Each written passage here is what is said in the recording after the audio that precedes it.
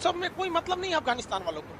वो 100 साल पीछे है सब। अब ये आने वाले 1 महीने में आप ये रिपोर्ट पब्लिश होते पढ़ेंगे कि काबुल पर जो कब्जा किया गया है वो तालिबानियों के भेष में पाकिस्तान से गड़े लश्कर तैयबा के आतंकवादी थे वहां पर।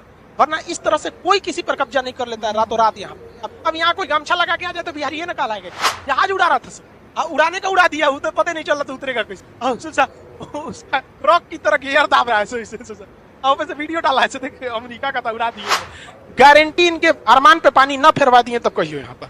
यही है सब पाकिस्तानिया जो कहता था सब कि अमित सिंह है।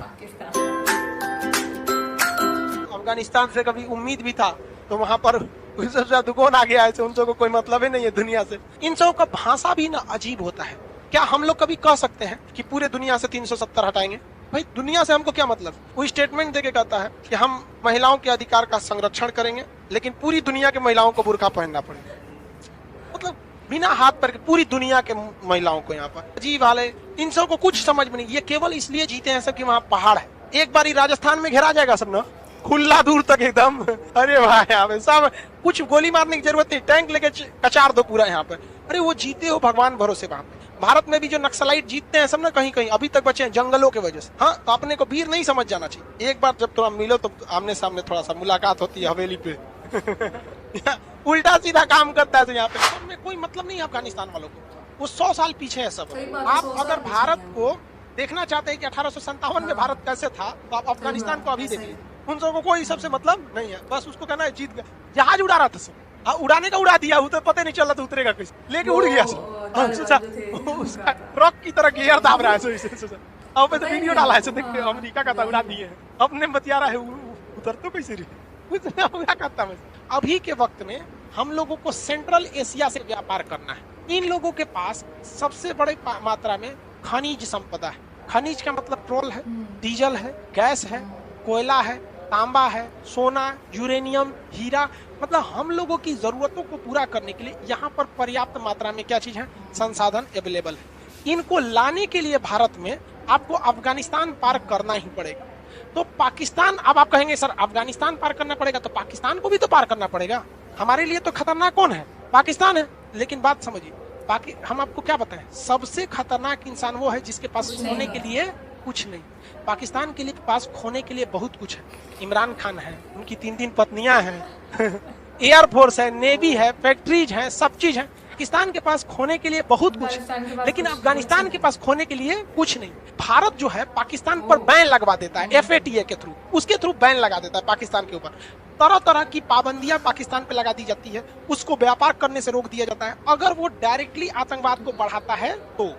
लेकिन उस ससुरे में एगो कहानी ये है कि उसे हर हाल में भारत से टांग लड़ाना है, चाहे वो उसके औकात के बाहर की रहता हो। इसलिए वो सारा का सारा गेम किस पर खेल जाता है, अफगानिस्तान से। कहता है कि हमारे पास से कोई दिक्कत नहीं, आपको जो ट्रक ले जाना है ले जाइए ना यहाँ पे, बाकी उधर आप समझ जाइए। वहां पे भी आतंकवादियों को भेज देता है। आप यकीन मानिए आने वाले 1 महीने में आप ये रिपोर्ट पब्लिश होते पढ़ेंगे कि काबुल पर जो कब्जा किया गया है वो तालिबानियों के भेष में पाकिस्तान से गड़े लश्कर तैयबा के आतंकवादी थे। ये वास्तविकता है।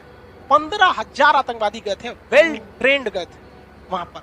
वरना इस तरह से कोई किसी पर कब्जा नहीं कर लेता है रातों रात। यहाँ बिना लड़े हुए वहां पूरा वेल ट्रेंड गए। अब भारत के लिए समस्या क्या है, जितने भी आतंकवादी थे जो पहले पाकिस्तान में ट्रेनिंग लेते थे, तो भारत कहता था कि देखिए ये ट्रेनिंग ले रहा है, इससे व्यापार मत करिए, इसको लोन मत दीजिए। तो पाकिस्तान का तो हालत खराब है। वर्ल्ड बैंक में लोन लेने जाता था तो वर्ल्ड बैंक का नियम है कि अगल बगल के पड़ोस से पूछता है, गलत काम नहीं ना करता है, इसका पड़ोसी कौन है? कहता है हमारा सुबह से शाम तक ससुरा खाली बमे बनाता है, मत दीजिए लोन। तो वर्ल्ड बैंक उसको लोने नहीं देती है, चल जाता है एशियन डेवलपमेंट बैंक मनीला के पास, तो उसका भी सेम कंडीशन, पड़ोस से पूछेगा कोनो दिक्कत होता है इससे, पैसा चुका देगा कि नहीं? कहा देखिए एकरा से दिन रात दिक्कत है, अब पैसा तो ही चुकाने वाला नहीं, इसको लोने नहीं मिलता है। तो मजबूरी में वो भारत के सामने टेबल पर बैठता है और वर्ल्ड बैंक कहता है कि भाई दोनों लोग आपसी मामला सुलझा लो।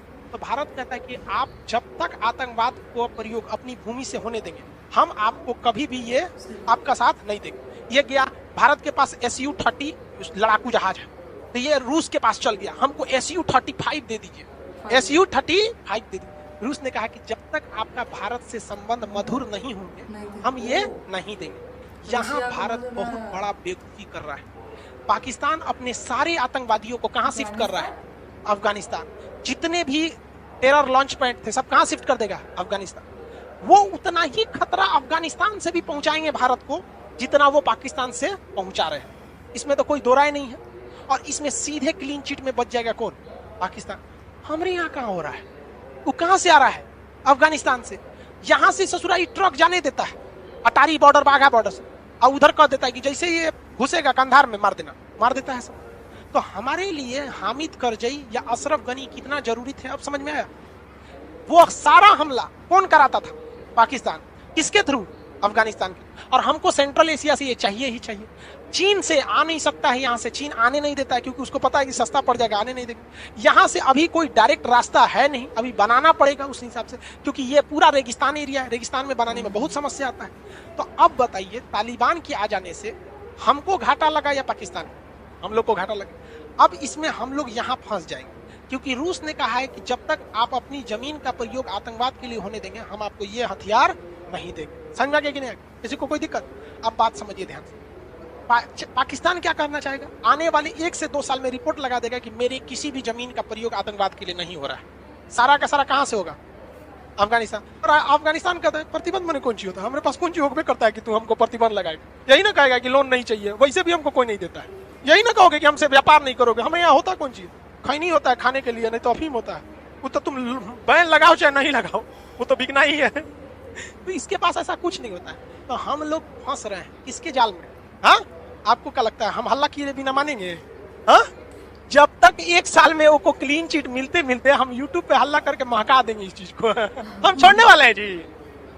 अरे भाई साहब, शिक्षक वह व्यक्ति होता है जिसके गोद में निर्माण और विनाश दोनों पलता है।